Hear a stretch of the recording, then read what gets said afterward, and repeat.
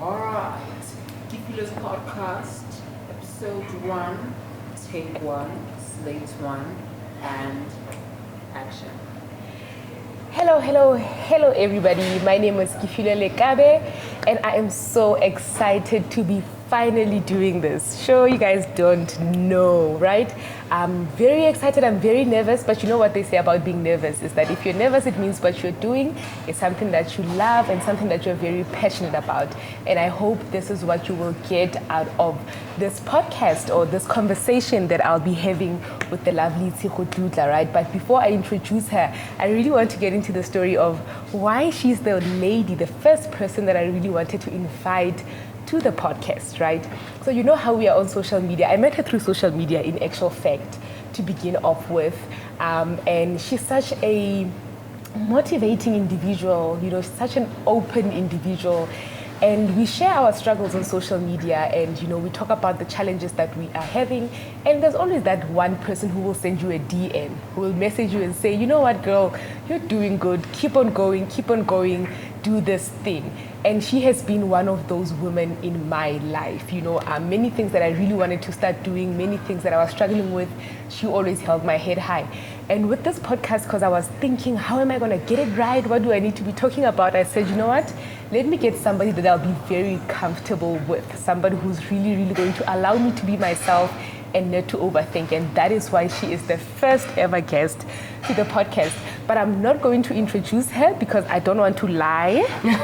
So I would rather give her the space to really, really tell us who exactly she is, because it has happened to me where people want to write an article about me, right? And they don't ask me who I am, etc. And then when I read the article, I'm like, that doesn't sound like me. No. That is not what I said. That is not me. So that is why I'm going to allow Tshego to introduce herself. And then we're going to get started with the podcast. So really what this podcast is really all about is a conversation, right? You know how sometimes you go out for lunch with a friend and you're like, you know what, we should have recorded that conversation. It was so powerful. So this is what this podcast is going to be about, and we're going to shed light into really what they call the wheel of life. So remember, the wheel of life has 7 aspects to it. That is where you look at your health, your career, your finances, your friendships, your social life, your business, all these aspects, and you ask yourself, how well am I doing when it comes to these aspects? So the podcast focuses on that, and we're going to have a conversation around that, and then we're hoping that, you know what, we not just inspire you or motivate you, but you leave with something very practical that you can start implementing in your life. You know how when we listen to people on social media and they tell us their stories, but we're like, you're not getting deep. Give me more. How did it happen? You know? So this is what I hope you will get out of this, and you'll start doing something that you've been wanting to do for the longest of time, simply because you heard it from amazing women like Tshego and of course myself. So You called me an amazing woman. Can you take it back? I am not taking it back. Tshego, the floor is yours. Tell us about you. Well, I think the best place for me to start, I'm a mother of 3 and a wife of 1. A wife of 1. Wife of 1 is very important, guys. We're living in an age where I could be the wife of many. You never know. You know, I am the wife of 1, as far as I know, the only wife of 1. Maybe not the husband of, your husband is not the husband of many. As far as I know. He's still mine alone. So that's me, first of all. I am God's baby girl. I always refer to myself as God's baby girl. And from there on, I am an edtech mom, which means I dabble in educational technology. That is my career, that's my business, that's my daily bread. And on top of all of that, I think I'm an adventurous person. So I'm chilled, I'm easy, I want to try things out. Listen, if you say let's go pole dancing tomorrow, let's do it. Chilled. No, definitely, I can agree to that. Yes, because I've actually done the pole dancing. The pole dancing, you've seen I've done it as well at some point. The most hardest but most thrilling, fun thing that any woman could do. You've got to. I don't know. Just to do. Get what I'm saying.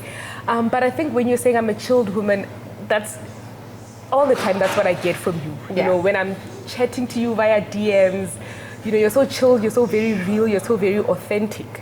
and that inspires me so much because too many times we get women who try. I was reading a book actually by Michelle Obama, and she was talking about we women look at these celebrities and big people and we think, how do they do it? They've got everything on lockdown. It's like this, and she said, you don't know because these people pay for every little thing in their life. They've got somebody who takes care of their wardrobe. They've got somebody, but you don't try to make us think that way. You don't try to make us look like. So tell me, how did you become so comfortable with being so chilled about your life, exactly how it is? How did you get to that point?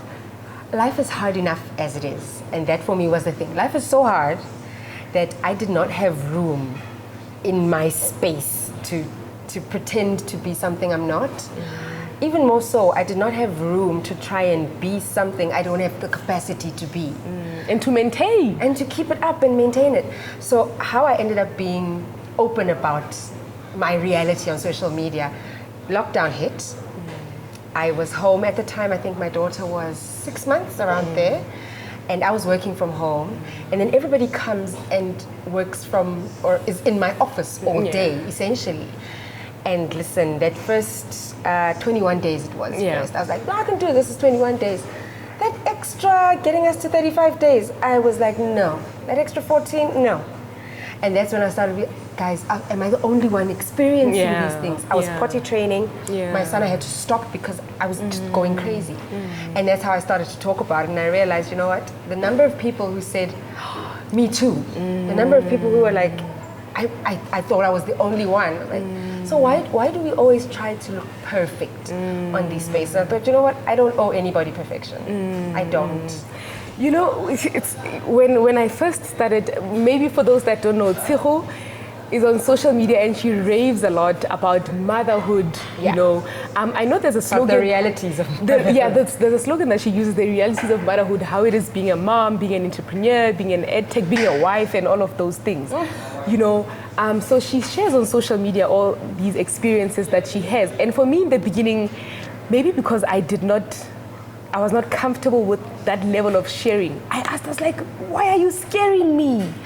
Because at some point, everything that you were sharing about your personal life was so scary. I felt like we don't need to know about that. We don't need, do you get what I'm saying?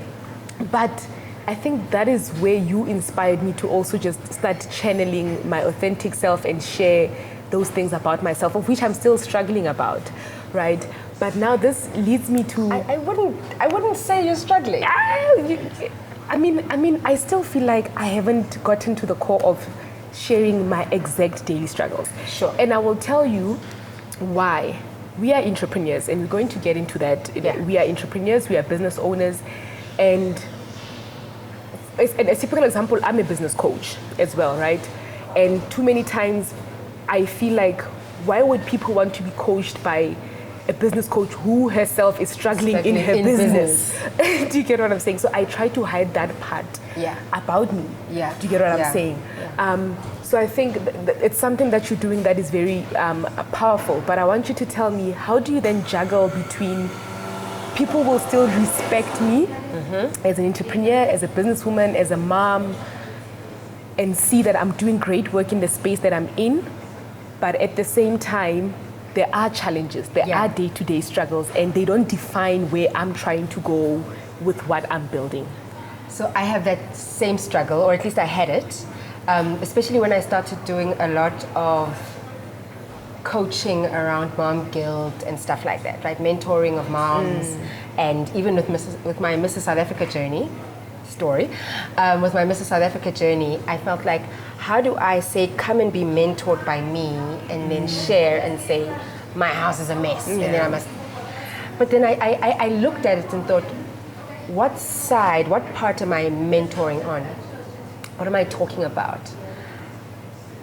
I'm focusing on the fact that we keep going. And for me, being able to coach moms and say, you can thrive as a mother, then turn around tomorrow morning and post a story and say, listen, my toddler's dribbled me 10 to 1. Says tomorrow when I post the next story, I'm going to be thriving again. So it means today's struggles In fact, it forces me to share my wins as well. Sometimes we struggle to share the wins. Yeah. Or we struggle to share the The losses. struggles, yeah. And so when you put them together, you give somebody else the hope and reality that says, even though it's tough, you will get to a point where you succeed. You will thrive. Unlike you're always winning when. Yeah. So it means, Mina, if I'm struggling, I'm doing it wrong, I'll never get to a point when Yeah. I'm winning. And that's what I thought. You know, there's stuff that I wish you could share more of. Sure. And even of your wins. Yeah. We don't share that a lot. Not enough. I will tell you, I'll tell a typical story, a funny story where a lot of people don't know that I'm a Wits graduate. A lot of people don't know. But for me, I just went to university, and every time when I tell people that I went to Wits, like, what? Why do you never tell us about that? And I'm like, because I don't see it as anything that's a big hoo-ha. I'm not saying it's a big hoo-ha, but I'm just, what I'm just trying to say is, I get shocked at people saying, that's an achievement that you should be sharing. That's the thing. Nothing is too small. You know, I learned this week.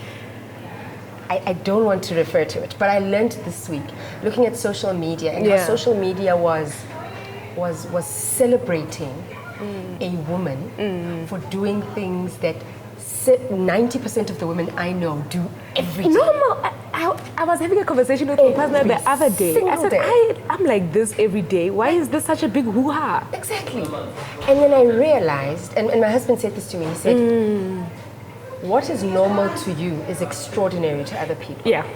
You know? Yeah. I realized, I did matric 20 years ago, and I realized that what I thought was, of course, I was supposed to, you know, do well. I was good at math. Yeah. And my husband says, yeah, but you also did computer science. You had a privilege that other kids didn't have. Of course you were going to pass maths because you had the starting point. The computer science, that advantage that your brain works in a different way to other people. It's like, oh, I thought it was a given. Yeah. No, things are not a given. They're not. And that's why we've got coaches today. Yeah. For all sorts of things, because you think that things are a given. Meanwhile, there's people struggling with that. Let me tell you, I got that light bulb moment when I realized that things that come naturally easy to me don't necessarily come easy to other people. You know, and I've had to teach myself to be graceful with other people. Yep. Do you get what I'm saying? So it's something that's very important, because we look at ourselves, we are our worst critics. We look at ourselves and like, I can do this. It's not something big. It's not something that's massive. But do it without thinking. People will always say to me, how do you stand in front of such a large audience and you speak without sounding nervous, without looking like you're nervous? And I'm like, I don't know. I just do. And then you find that there's a whole lot of people who struggle to do that. So I think we should. It shares very important light. Let's also share the great parts about ourselves, because that's what other people will look at and say, I can be just like her. But before we do that, let's also share our struggles, so that somebody who's struggling can look at you and say, if she is struggling but she still manages to be this great, that means it's open for all of us. Literally. That means I can go from being a person who can't speak in front of a large crowd and get to a point where I speak in front of a large crowd. Yeah. And the fact that even when you are speaking in front of a large crowd, my goodness, I was so nervous when I was doing this. Like, you were nervous? Yes. I was overthinking. I was doing this. And it says, we are normal. Yeah. We are people. Yeah. I mean, some lady said to me, how are you able to do so many different things and juggle so many balls and you're a mom and you're this and you're doing all of these things? I say, hey, I also don't know sometimes. Every day I wake up and I'm like, oh yeah, I'm still here. I'm still here. Let's get into that. You are an entrepreneur. Tell me, you had a corporate job before. I did. Can you tell us about that corporate job and such a shift from you had your corporate job, you had what, you were on your first, second child? Two. At the end of my corporate job, I had two. You had two. And to leave I was pregnant with my third. Imagine. And now to leave that corporate 25 of every month, I know, cling, cling, the bank account, the notification, and life is nice. I can budget my way around it. Everything looks good. To making that transition to saying, I'm leaving this and I'm going full time into starting this business, becoming an entrepreneur. Take us through that journey. What was going on in your mind? Were you nervous at some point? How am I going to be able to take care of my children, my family without that consistent income? Or were you just like, did you have a plan? What was that whole journey like? I was not nervous at all because I wasn't going to become an entrepreneur. Okay. That was not the plan. That was not the plan. No. Entrepreneurship happened to me. So I was working in corporate and I was not fine. I was depressed. Okay. Unfulfilled, routine, empty. The rat race. The rat race Yeah. was killing me from the inside, Yeah. right? And being a black woman in my space was also part of the challenge, right? You know, you're not trusted with the work. You end up being just a glorified writer. You must just of tick the documents. boxes, Exactly, yeah. you're there. And so when the company went through some challenging times, I chose to then take the severance package and just collect myself. I said to my husband, I'm going to take a month or 2 off, and then I'll look for a job. Yeah. And so that was the plan. That was the plan. The money was enough to survive us and then get back to work. Yeah. It didn't happen that way because 6 days after signing my final paperwork and starting to serve my notice month, I found out I was pregnant. I asked, should I go back?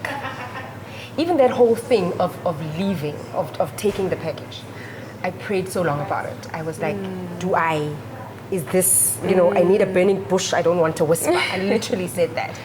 And so when the time came and I took it and I was fine, I did not get a job. Yeah. Because now you're taking interviews with a belly. And they're like, no, you're going to cause us more struggles, But drama. they don't tell you that. Yeah. They say, don't call us, we'll call you. Yeah. And so I waited, and then my husband, at the time I was busy with my nonprofit organization already. And my husband said, you know what, keep yourself busy with the nonprofit, get it established, have this baby, because also I'm very sick when I'm pregnant. Yeah. So have the baby so that you don't have to be in and out of hospital, in a new job, and that kind of anxiety is just not good. Have the baby, and then after a couple of months, then you can go back into the workforce. Yeah. I had the baby 2019, August 2019, and the plan was 2020, Job hunting job again. hunting, getting things through. Money is running out. I've spent all Sure. the money on non-profit organizations. Sure. So the whole of 2019, I was surviving on my severance. So I was a good girl. You know, Yeah. I was very disciplined and You not did not go and I blew it. overspending. No, I didn't. I blew it. Except that I now put a lot of money into non-profit. And nothing is coming back. Nothing is coming back. It's charity You're work. giving.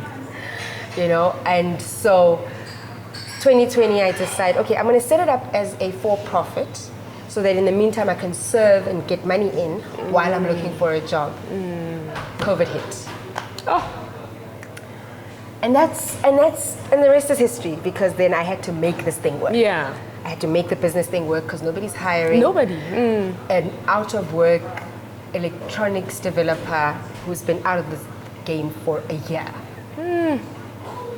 Already technology's moving, not up to date. You're not up to date. You've been out of the game, not And the just... age as well, is it not catching up? Because that's another thing. By then I was already over 30 Yeah. and getting closer to 35. And I'm thinking, I'm not a spring chicken anymore. You're not the youth. I'm not the youth. I am bringing 3 children. I am bringing baggage. I'm already somebody who, when they want to hire you, they think, she's going to say her child is sick. Yes. You know what I mean? So I had to make this work. I just had to. Sure. And then now you were pushing it into the for-profit. Is that where the EdTech started? Well, even the non-profit was EdTech. So I literally moved the same thing I was doing for non-profit to for-profit. And where did you start with saying, now this is a formal business, and now there was that moment where you're like, I'm doing this. Yeah. I've got a business. Yeah. That 1.5, the first one that came into your account from this, take us to that moment where you're like, because I know that when Tshego Dludla started in 2017, I had no idea. I was like, what am I going to eat, guys? I need to find a job. I need to, But there's that moment where this thing brings in that 1.5. Where you get the first client. Where you get the first client. The first client. And you're like, actually, I've got a business now. Can you then take us through that transition? Cold calling, my worst nightmare. So I started off cold calling and calling schools to come and teach coding and robotics as an extramural activity. Yeah. The parents would pay and I would come, and one school gave me a chance. Sure. A chance. It's a chance because Yeah. you don't have a track record. Yeah. You don't have a, I've done this for Yeah, something. yes. You know, so you're literally looking for somebody who will give you a chance. Yeah. I've spoken to, called, done profiles, sent them out, done all sorts of happy things. Yeah. And I'm sure, Luena, you can imagine. Yeah. You can attest Yeah. to the fact that when you speak to somebody and they say, "Oh, okay, cool. So where have you done this before?" Yeah. And Earlier today, that was one of the meetings. That was a question that I got asked. yeah, Yeah. Where have you done it? Yeah. And so for me, because I had done it under non-profit, Yeah. at least I could say I've done it Yeah. some way. Yeah. But not for paying clients. Yeah.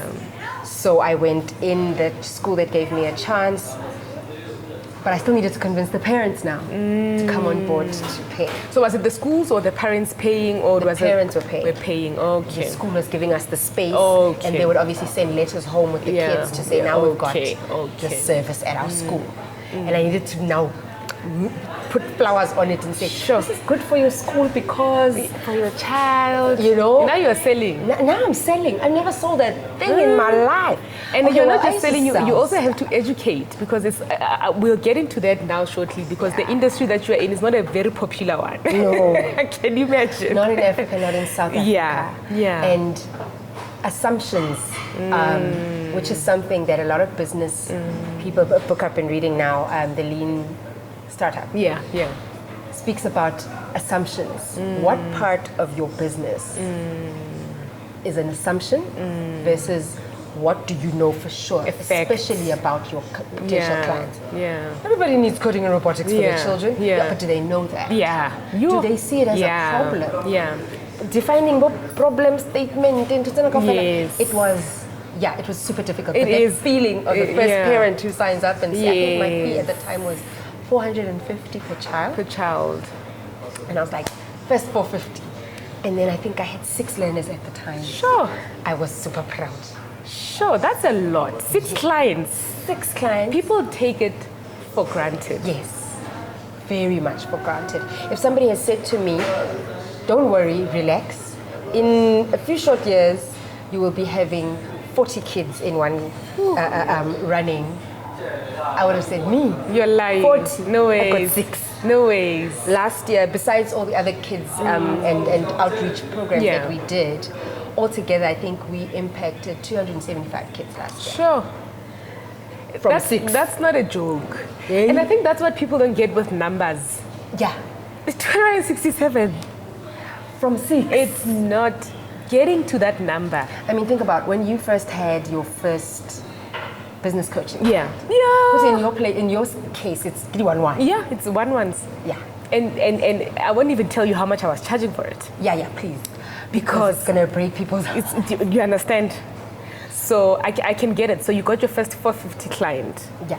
And you're like- 450, and I was like, man, this is great. I remember sitting in a class, and these kids were busy now with their activities, and I just sat back and I, folded my arms, and I was like, I'm doing it. You're doing it. It's happening. Sure. Like it's the thing. And you're just like, for me, I know when that moment happened, I just have to wake up again and repeat. Yeah. Wake up again and repeat. Yeah. For me, I don't know how your path to business development is like, but for me, it was like, I had a successful meeting today. Can I secure another successful meeting tomorrow? Can I secure another successful meeting tomorrow? How did you then maintain the growth? So for me, I didn't. That was the challenge for me. I didn't maintain the growth because that success was overwhelming for me. It was the first one. Okay, so okay, it's working. What do we do now? Yeah. At the time, I didn't have a business coach or anything Sure. like that, and I was like, okay.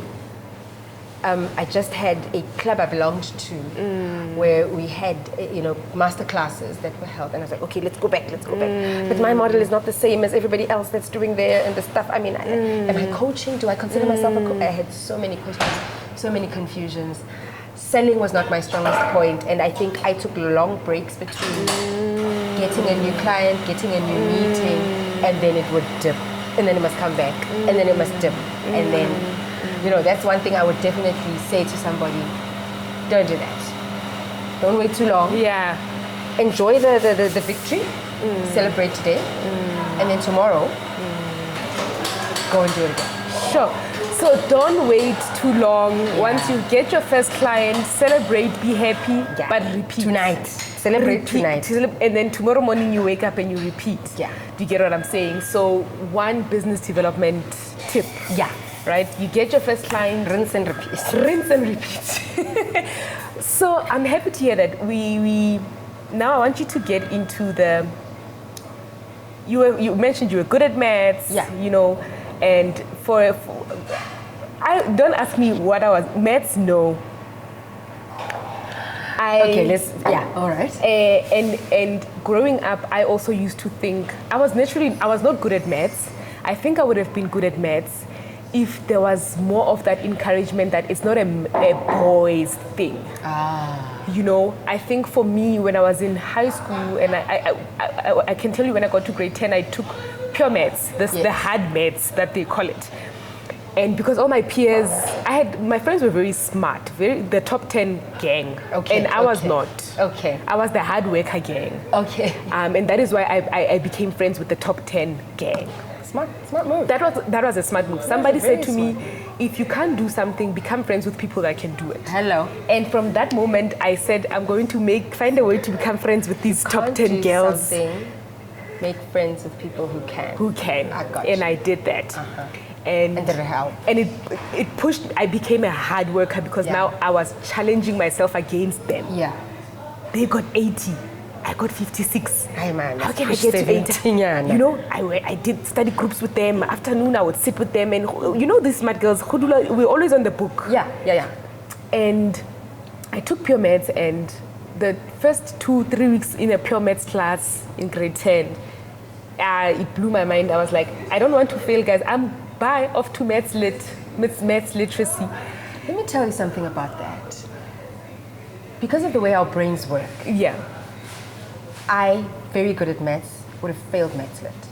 Right? You are, right? In my day, I didn't have maths yes. lit. But because I've tutored students, they put a maths lit paper in front of me. I'm like, no, this is where I draw the line. Because my brain works in numbers. Yes. Not in sentences, not in English, not in pictures. In numbers. But you must translate the English to a number, then work the X. Oh, God. So you people are smart. I think we are problem solvers. Yes. You know, when you... So, and I think that's why I ended up being an entrepreneur, because you give me a problem and I will find a solution to it. But then, back to that, I ended up in maths lit because I thought it was difficult. And our teachers always had this thing of, don't worry, go to tourism class. You won't need maths. You won't need maths in university for what you want to do. Just take a business class. Just take a, you get what I'm saying? History and geography. So today, there's been progress. So I want you to teach us about, you are in the STEM industry. Yes, science, technology, engineering, and mathematics. What is it, right? And what is its importance? Because I think another thing is, we get told, do STEM subjects. And a lot of the time, it pays good when you are in a career for STEM. But people, where does STEM fit in the broader scheme of the world and careers and, you know, what is its importance? For example, if I go and take up an entrepreneurship course, I know that I'm an entrepreneur, I need to develop business skills so that I can run and grow my business. That's the main point of me doing. That's why entrepreneurship is important in the world. I will start this business, economy, I will hire people, I will create jobs and the likes. For somebody who doesn't know, okay, I hear you guys, I must go into STEM. Why? What is it? Take us through that. So the reason STEM is punted so much now is because of the direction in which the world is going. In fact, we are still going. The world has arrived. Where they are going. South Africa particularly. South Africa is still going. Some parts of Africa as well are still going. Yeah. So because of technology, I mean, we are now living in the information age and everything is so rapidly moving. I hate to use this, but this 4IR thing. The buzz. Is essentially saying all the jobs, not all, a good chunk of the jobs that were available that were going to feed people are being fizzled out. Okay. And you want to be upskilled enough Yeah. to get on board Yeah. with whatever is the next thing Yeah. coming in, so Yeah. that you don't become obsolete. Yeah. Because You don't become a human dinosaur, I like to call don't it. become a human dinosaur. So you've got to upskill yourself. But it's not as deep as people say it. We don't all want to be software engineers, guys. Can we not force people there? Yeah. You know, we don't Yeah. all want to be that. Because that's my thinking. If I'm going to do STEM subjects, I'm thinking I must become an engineer, I must become a scientist, I must become a The mathematician. benefit of STEM subjects is how they unlock your brain. Okay. How they unlock how you think. Okay. So I would trust, for the lack of a better word, in the future, an entrepreneur who did STEM subject, because I know that their brain has done the gymnastics that it takes. The problem solving thing that you've got naturally, Yeah. that doesn't come to everybody naturally, Yes. it is enhanced with your STEM subject. Okay. So your science, your maths, your whatever, which is why coding becomes so important, because it's not that we're trying to make everybody a programmer. No, Yeah. at least not for me, not in my Yeah. business. We want everybody to know how to think, Yes. to know how to make the cogs turn, so that when I see a problem, I think, okay, this is how I'm going to solve it. Break it down, do this, do that, and whatever. And that's the importance of the STEM subject Yeah. for everyone. At least until you start high school. It's, you know what I'm hearing from you, because when I did my degree, so I'm a Bachelor of Arts graduate, so I did sociology, philosophy, media studies, and politics. And I realized that everybody else in the university space that was either doing engineering or And thought they were more important. the basics where they started was with sociology and philosophy. Yes. Right, they had those, and all of these engineering students would always come to me to help them with their sociology essay or their. So it shows that they needed to learn how to understand society in general, so Yes. that in their respective roles and industries, how am I an engineer or a mathematician or a scientist that's solving problems that people are experiencing on a day-to-day basis? Exactly. So would you say that's what STEM subjects open our minds to saying, yes, I'm a scientist, but, or yes, I'm an accountant, or yes, I'm a chef, or yes, I'm a graphics designer, or yes, I'm an entrepreneur, but when things arise, these particular subjects taught me how to think outside of what I do. Not just, yes, but not just that. They taught me how, they gave me the building blocks of how to solve my problems. Okay, so any industry, you can solve industry. problems because you have a background Because you have in problem solving. Yeah. Yes. It's a tutorial, it's a course I've tried on problem solving. I've tried watching a coding video, and 2 minutes into it, Yeah, I see that's a problem. I lose focus. I'm like, I don't know what you are teaching me. I always say to people, I don't care how old you are, don't start off by watching somebody teaching you how to code in a particular language. Okay. It will throw you off. Play a game. Okay. Play a game, get comfortable with the idea, what are we doing? We are using building blocks Okay. to do something. Yeah. We are following instructions. That's what we are doing. Okay. So if you want to code, you're telling this computer to follow the instructions. Okay then, what are the instructions? That's when you come in and you do the code. But if you're going to sit and try and watch somebody do Java from the beginning, you will fall out of your chair. Okay, so that's where I've been going wrong. I'm watching these Javas and Pythons. Play a game. Instead, I must go and buy in those puzzles. What?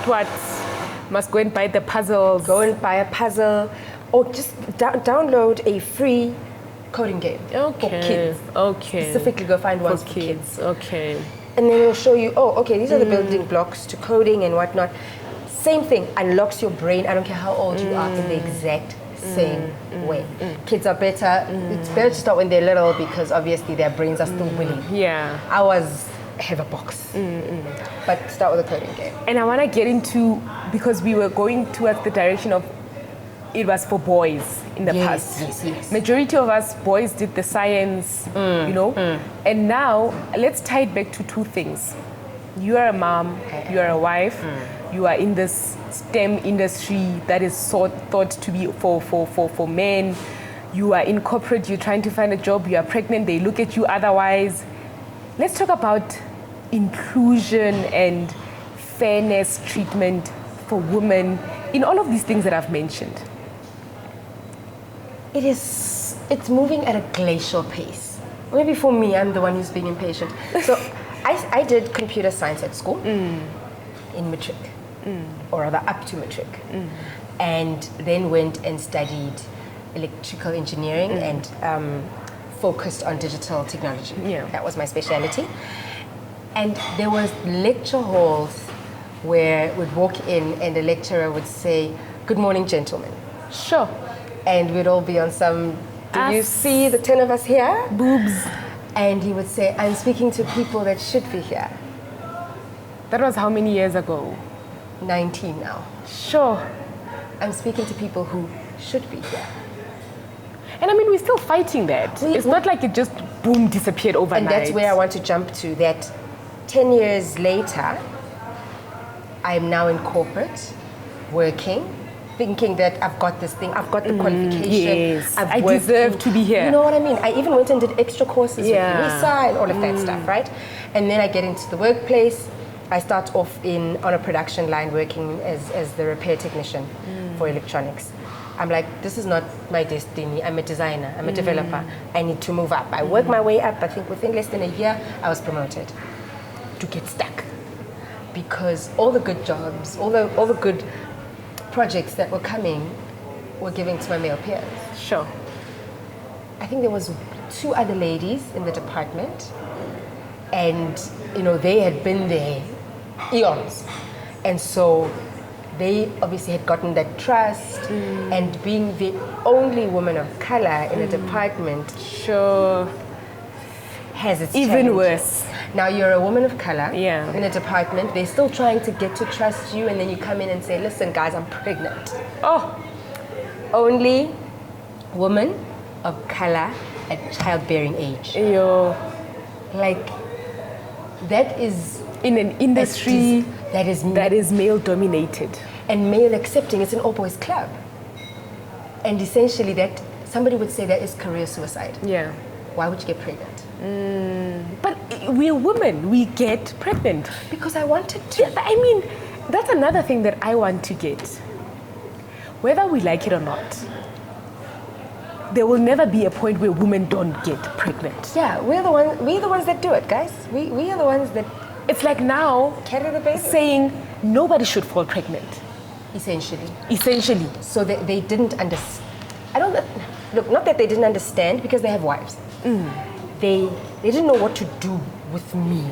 Well, it's not their problem that I'm Yeah. here, I'm at work, but they're forgetting that there's a good chance that even their wives are being treated the same way in a space wherever they are working. Exactly. So you And know, so I don't think people think about it Yeah. like that. And so the workplace then becomes a toxic place. Because you are I'm sick when I'm pregnant, like I said. So now I need special treatment. Yeah. Because I walk in and I have to have a little bucket because I'm going to throw up half the day. Sure. If not all day All long. day. And then I'm going to be admitted in hospital, so I'm going to be away for 3 days. Yeah. And then when I'm done out of hospital, I must come rushing back to work. And then Pretending obviously- like, you know what? Oh, good. And then Oh, you good, come guys. back Let's take off. from maternity leave, you are up all night with this new human, Yeah. and then you are in the office, and then somehow you must book a boardroom to go and pump for the baby at home. By the way, I don't have this experience because I'm not a mom yet. And that's why you keep saying that my stuff scares you. You know? I wish somebody had scared me. Yes. Not because I would have not become a mom, Yeah. but because I would have gone in knowing How are you going to respond to all of these things that are going to be expect. happening? Exactly. This is going to happen. I'm going to get there. I'm going to have to ask, okay, I need to pump. Yes. I'm sitting in an office Yeah. with a male Yes. office mate. I don't think he'll appreciate me whipping out my boobs in the Yeah, yeah. office. So you sort of like prepare yourself, Yeah. and you find your voice immediately, where you can walk in the workspace and say, "I'm a mom. Yes. This is what's going to happen, This is and what this environment is going to allow for that to happen." So that's why I want to ask, what do you think needs to be done in all these spaces to allow?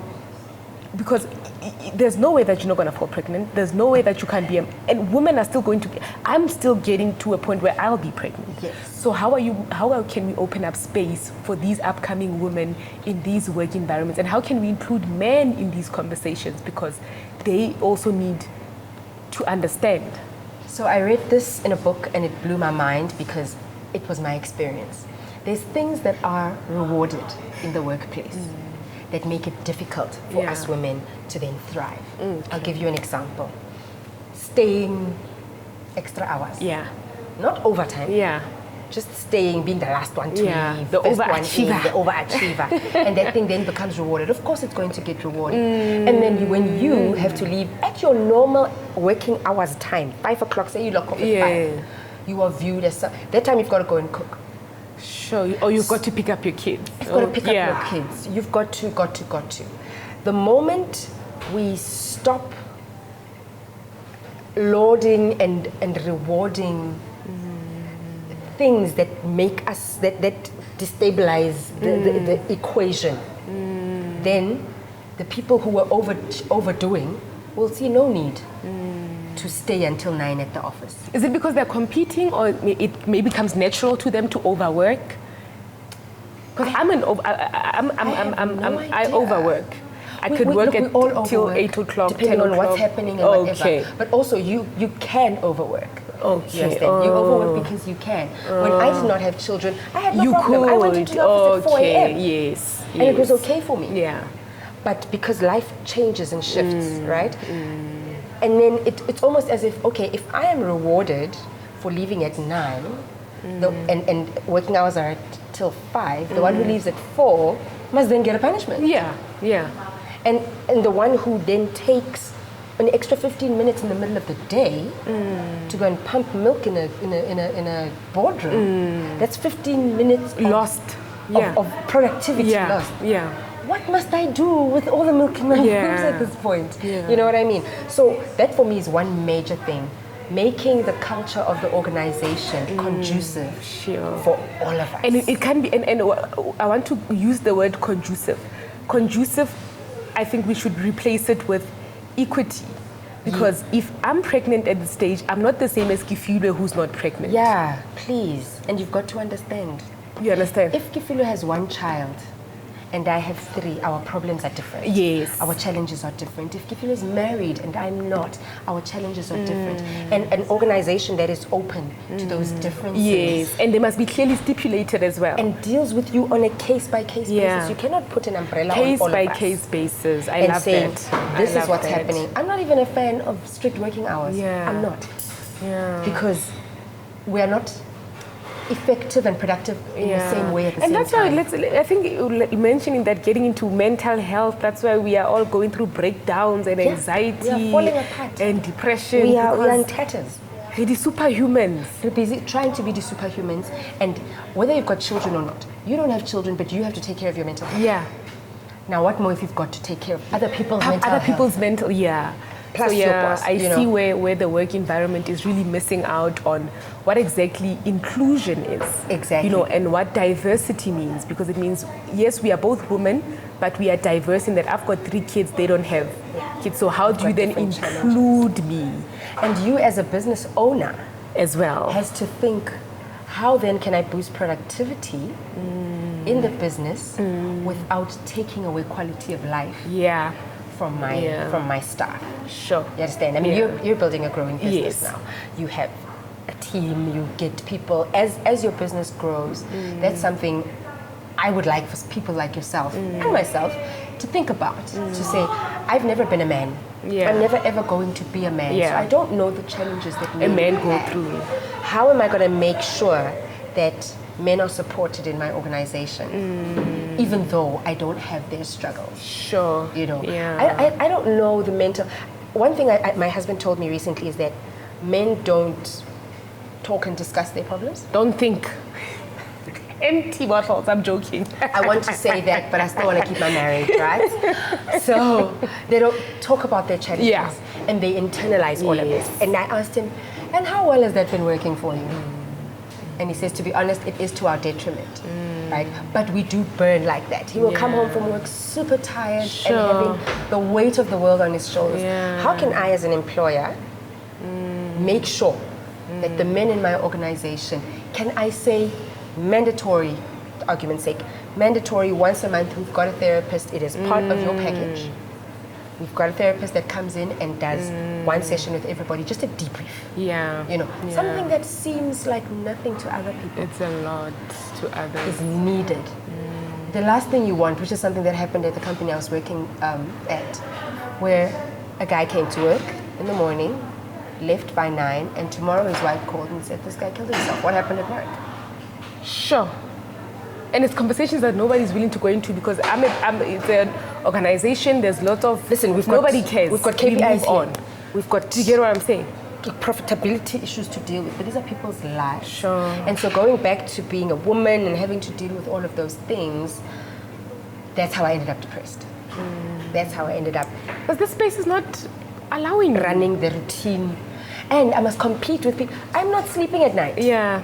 I must come back and be on the top of my game. Yeah. And I remember sitting in a boardroom, in a meeting, and I nodded. I don't know what happened between my nod and my coming back up, but I feel like I missed a minute or 3. You know, and I could see my direct manager giving me a look. Sure.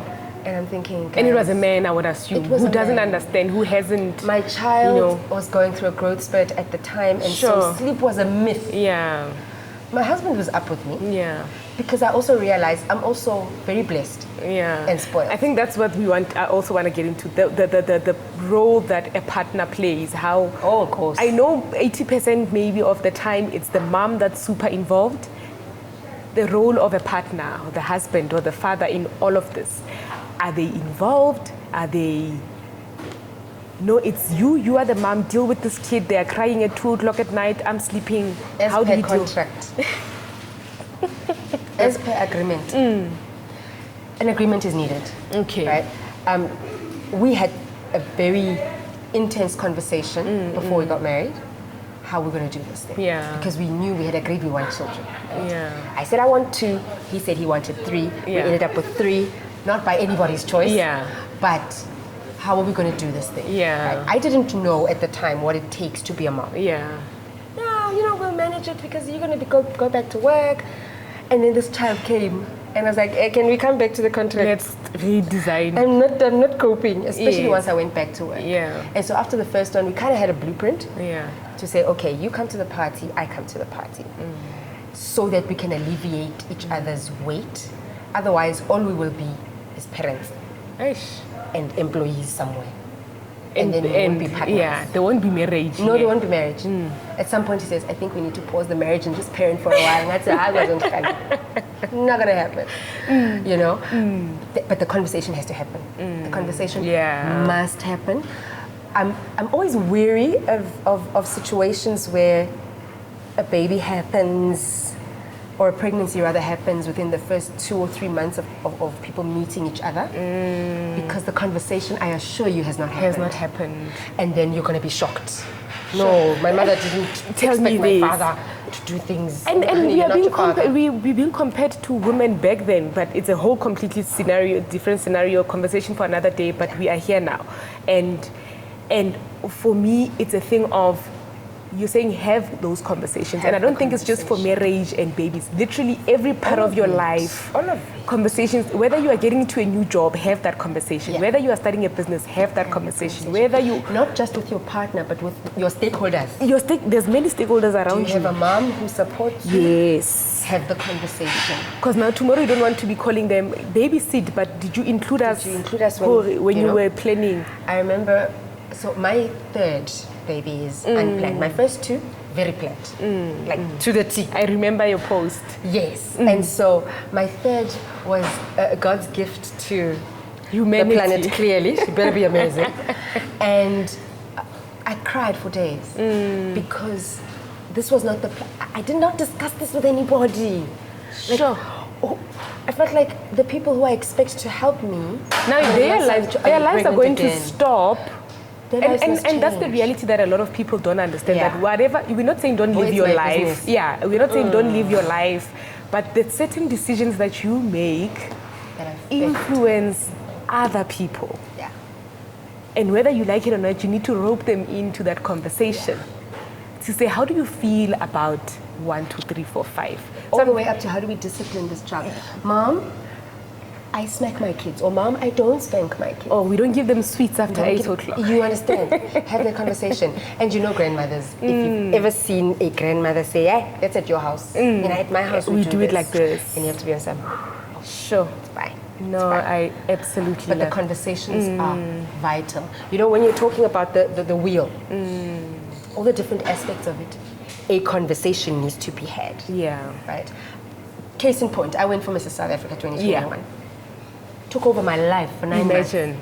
Imagine if I did not have that conversation with my stakeholders, not just my husband. Yeah. It's not just about us. Yeah. It's about the kids. Yeah. It's about my mother. It's Yeah. about my sisters who became my PAs, pageant Imagine, assistants. yes.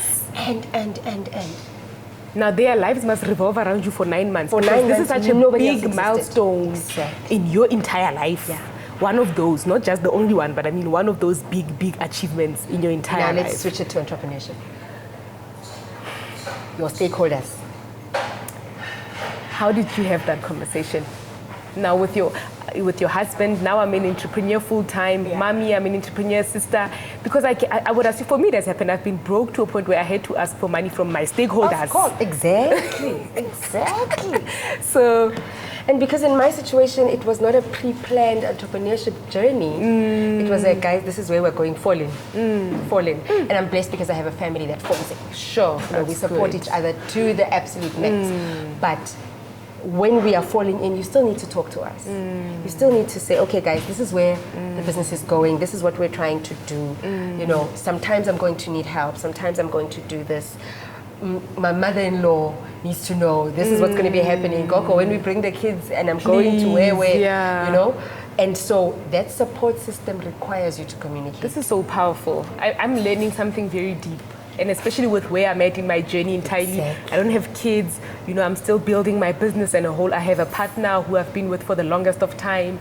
And now I understand that there are so many conversations that I'm still yet to have. Yes. Do you get what I'm saying? And don't be afraid. Okay, be afraid, be very afraid. But I know you are the ghost lady who scares everyone. I scare everyone intentionally. Yeah. I have to scare everyone because nobody scared me. Yeah. Marriage.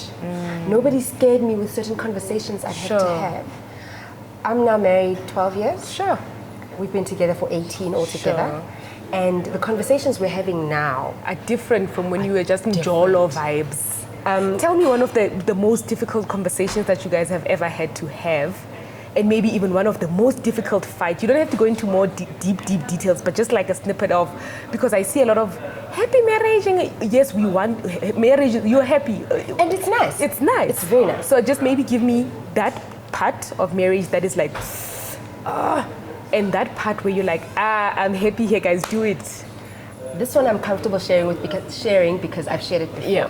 When we turned 10 years, we did a video live on Instagram about the marriage vows and what they look like between the difference between day one and 10 years in. And we were talking about, we focused on each one of them, sickness and health, the for poor and what. Which people I think nowadays just say for just saying. Because These days people don't say it, they do our personal vows. I love you and my, no. Yeah. We did the standard procedure. standard procedure. So we went back to standard procedure Yeah. to check it out. And so I shared this in that video where we spoke about the time when my husband was unemployed.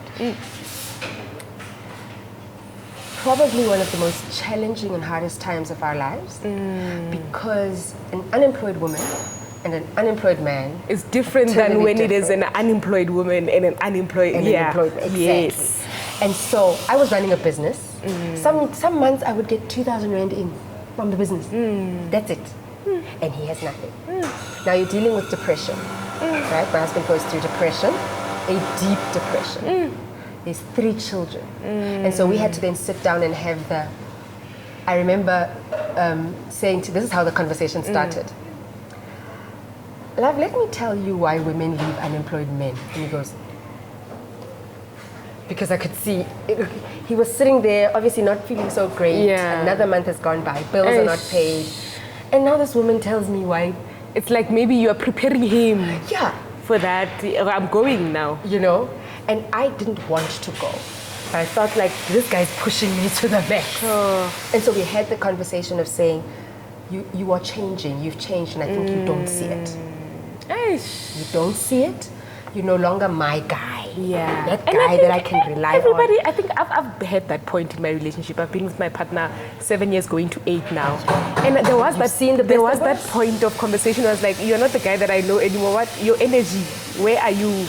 You know? Exactly. And so having to have that conversation was the hardest thing, because in his depressive state, I didn't know how he would take it. I didn't know how it would go down. I know my husband, I know how he reacts to most things, but I've never done something so bizarre, so honest hard, and deep. You know? And so he paused for a second and he just said, okay. And I was like, did this guy hear me? 3 days later, he comes back and he says, you're right. I didn't realize that I had changed. He counted all the things that I told him and he says, I'm going to do my best. Sure. But I don't promise that I will manage. So when you see me slacking again, just pick me up. Just don't crush me. Pick me up. Just remind me. Yeah. Remember that thing we spoke about? And that he's going down. And so we agreed at that point in our marriage that he would be my pillar of strength, because I'm the weaker vessel, right? He'd be my pillar of strength, and I would be his pillow of strength. Because a man is strong, is deemed to be strong, is expected to be strong out there. But when he needs a place where he can melt down and it's soft. And he can put his head and cry. That's powerful. And so after that period, after that difficult conversation, when I see him going through the most, I ask him, do you need a pillow? Oh, that's beautiful. And some days he says no, and then I don't give him a choice. Sure. I go in, I said, I'm going to give you a hug, you're going to stand up, and I'm going to squeeze you very tight so that you can exhale. Yeah. If a tear comes, you don't have to fight it. Nobody will see. It's just us. It's just you and me. Yeah. After all, it's me. I've seen you at your worst. I've seen you fat. I've seen you thin. And you know what happens is when it is a point where you were one brave, strong woman who said, I'm having this conversation.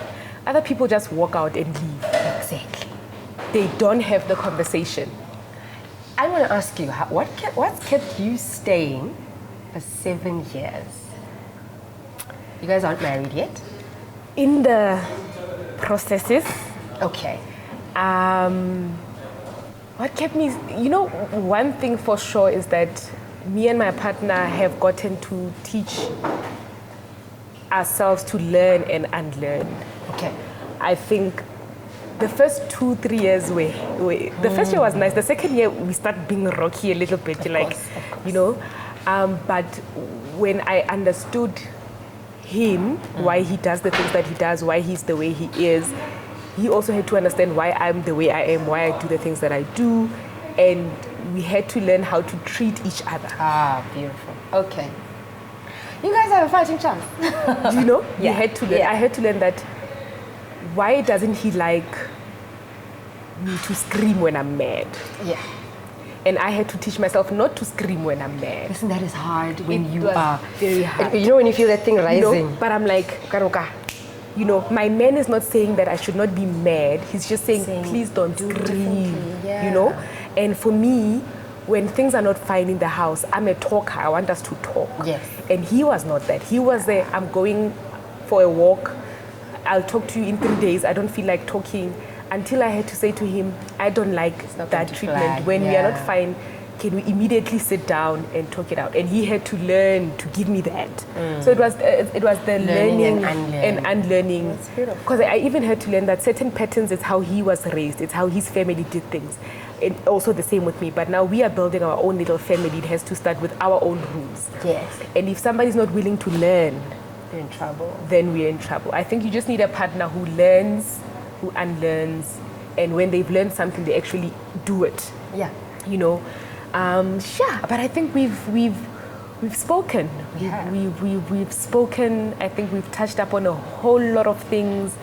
We've said this conversation could go on and on and on because life is always going. It is. And that learning and unlearning you just mentioned happens every day, everywhere, in every part of our lives. It doesn't take a break. You can't say, for example, I can't say I've been married for 12 years now. We've reached there. All the unlearning No, we're still unlearning even today, 18 years into being together. Same with business. You are learning and unlearning. I mean, one thing that you try today in business doesn't work out.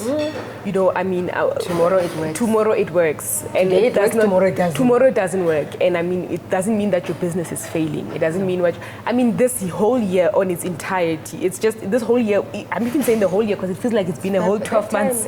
It's just the beginning. You know, there's so many challenges that I've tried something. And I realized that it's not working out, and I had to let go. And letting go was tough. And I had to remind myself, just because I'm letting this part go doesn't mean my business is failing. Doesn't mean I'm not doing good. Sometimes we need to pivot. Sometimes you just need to, and that's what we just need to. I mean, in life as a whole. In general. All 7 spheres. Sometimes you need to pivot. If you were doing it one way, it doesn't work. You know, you must pivot. So maybe in just closing, let's look at how do you take care of yourself. I mean, you look very good. You don't look like you did matric 20 years ago. Hella.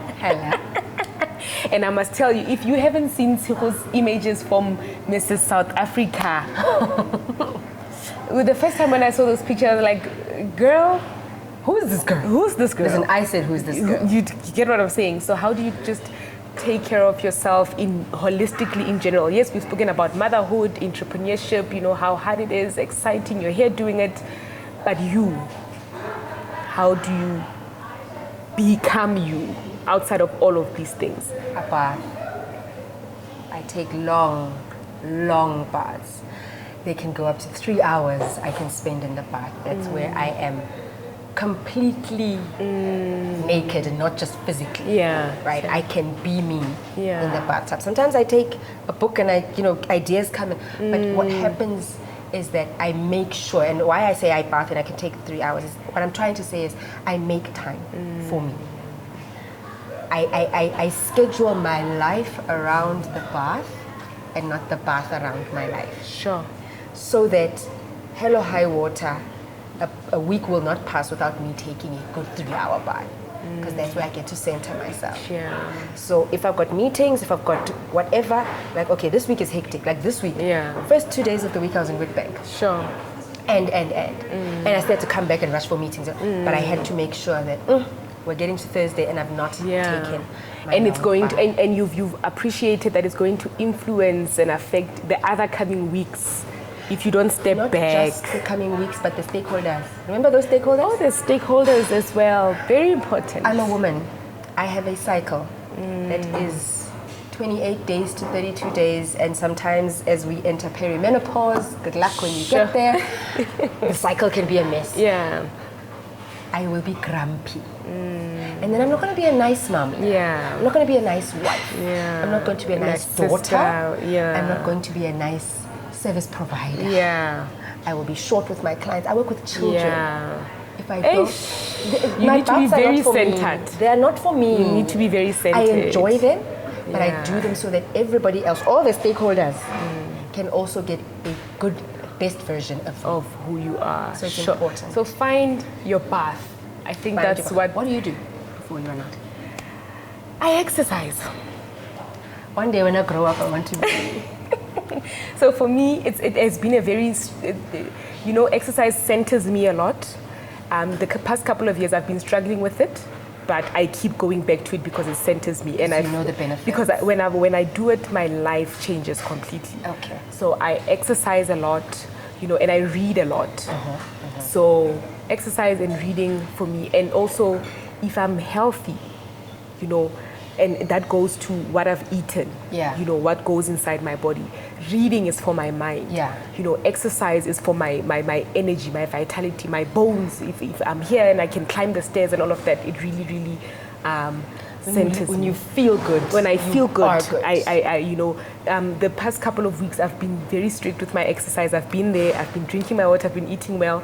2 days ago, my partner was like, "You have become so light-skinned." I was supposed you are glowing. I wanted I to was like, outside, like, You know, so I want. it could have been. I've maintained this. The start of this year, I've really maintained the routine that I want in my health, and there's a certain peak that this is my peak now. Yeah. I'm here. I'm there You're now. at peak. I'm at peak now, and I'm hoping to maintain it because as the year gets hard and we go in and things start getting busy, it's good. You fuel up now. You understand? So that you've got enough to go we with. can maintain. Yeah. And so you're only grumpy once a month. I'm only and the grumpiness. Hey, just once a month. And then we'll come back. But in just closing in general, what can people expect from your work? I know you've got many things that you are doing in between this weekly email that you send out. Tell us a bit about that. Where can people get in touch with you? What your work is going to look like in the coming year? What you're excited about? What to share, what not to share. Right, so because who's that guy? Sharp, ne? Sharp, ne? If you tell too much, I'm joking. No, but because sometimes they say when you birth something too early, it can be a miscarriage. So you don't want to too soon. True. Right, but it's not even that you doubted or whatever. No, you it's just coming. Yes. Just not too quickly. Yeah. Right. But two main things that are my focus this year, because this year is about focus. Two main things is my mom community. So all the motherhood content that I'm sharing has now moved a lot more to the emails, and encouraging mom empowerment is what I'm calling it. So whether it's a post or whatever, I'm going to be focusing a lot on helping moms because I know the struggle and I want them to be the best version of themselves. Not everybody will enter a beauty pageant, but everybody can get help from somebody who did. Yeah. So the emails, if you want to join my emailing list, Tshego Dludla, and the link is there in the bio. Mailing list once a week that comes out. So that is, a part of my ministry. And then my work, we are growing this year. That is the robotics and coding. That's the robotics and coding. So I teach coding and robotics to school children, starting with primary school, grade R going up. And so we're growing our partners and, obviously growing our clients. But this year we'll be releasing our first original product. Sure. Physical product, something you can touch and feel. We are releasing it into the schools first. Yeah. But as things go, we'll probably release it out into the general public as well this year. That's what we're doing. Listen, if nothing else happens, this thing must happen. Is the one that's focus. happening. That is the focus for this year. So that's what I'm very excited about. And I've started TikTok. Don't we all have to? We all do. That's our CVs today, right? Exactly, the CVs on TikTok. So I'm sharing coding and robotics content on TikTok because I teach in schools, specifically public schools. Not everybody has an opportunity to bring their kids to me for lessons and things like that. Yeah. So I share that information so that you can do it at home with your children. So that game I told you, go check out my TikTok page. Yes. Same, Tshego Dludla, where I shared, go check out this app, try this one out if you want to start coding. And I also share some of the work that I'm doing the different places. So two main things, the moms and Super. Train. All right, I'll be checking in. If you don't post on TikTok, I'll be like, where you at? And then just Please do. Final words. What would you like to say to women out there, to young people out there who are just like, you know what, I'm doing this life thing. I don't know what's going on. I don't know where I should go. What must happen? I'm confused. There's so many things happening in the world. And there's so many things. We must be on TikTok, Instagram, YouTube. We must do CVs, work, artificial intelligence. Come on, it's relationships, partners, friends.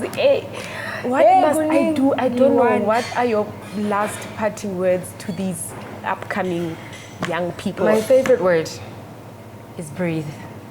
Breathe. I like to say breathe because we've stopped breathing. Yeah. We are, and then we are adrenaline pumped in, and then it's from this to this. Overstimulated. Breathe. Stop and breathe. It's not running away. Whatever it is not running away. If it's for you. And you're not losing. No, you're not losing. If it goes, yours will come. If you miss it and it was yours, it's fine. Keep breathing. Because what's killing us right now is that we are not pausing to breathe. It is a lot. You cannot do all of it at the same time. You must learn to juggle. And some balls will fall on the floor. What is that quote by, is it Warren Buffett saying that you can't birth 9 kids? Something. I'm going to, while you're speaking, let me find it. Right, so juggling the balls while you're breathing becomes very important. Right, so juggle the balls. Some of them, let them fall. It's okay. Not all balls are glass. Some are rubber and they will bounce. And then you'll run after it and catch it and bring it back. It's a ball. Some of them you'll say, listen, Kifule, can you please catch that ball for me? I'm not managing. Ask for help. The one ball that is glass is you. Sure. That ball, when you drop that ball, it shatters and breaks. Yeah. And then we come to your funeral. And it's final. There was, I attended a funeral the start of this year, and that guy was saying, death is final. Very final. Finality. It is no respecter of anybody. It's the great equalizer on Schanda. So if you don't breathe, you'll be final. You'll be finalized. He said, you can't produce a baby in 1 month by getting 9 women pregnant. Hallelujah. You can't produce a baby in 1 month. Listen, that is by my getting 9 women program. And it goes back to what you're saying. Your year this year is to focus. Yeah. This is the baby we're birthing. This is the baby we're birthing. Yeah. I can have. That's it. I think we've said it. Yeah. We've said it. Breathe. Closing it off with that. Breathe. Awesome stuff. Thank you so much, Tshego, You are so for being here. I feel so happy, and I hope you also listening to this, you feel happy, and you've taken something and you're going to run with it. Whether you wanted to start that business, but you were like, I feel scared, I don't have a plan, I have kids, where to now, I don't have money, I'm having marriage struggles, I'm having all of these things. You heard it from Tshego herself. You know what? She is not a superwoman. She does what she can. She breathes, she takes a bath. You know what? Actually, I am a superwoman. Sorry, please fix yourself. I'm a superhero. Superheroes have their lane. Batman doesn't do Superman's work. Thank you so much. She is a super. She fixed that crowd. Like, you fixed your crowd. Good. So awesome stuff. Go out there and really, take space this year. Figure out what is it that I want to do. Where do I want to go? And remember, one day at a time. Until next time. Make sure to go and follow her. You can also follow us on our platform and engage with us. Make sure to comment. Tell us which parts of this podcast really took you home, And until next time, goodbye. Bye-bye.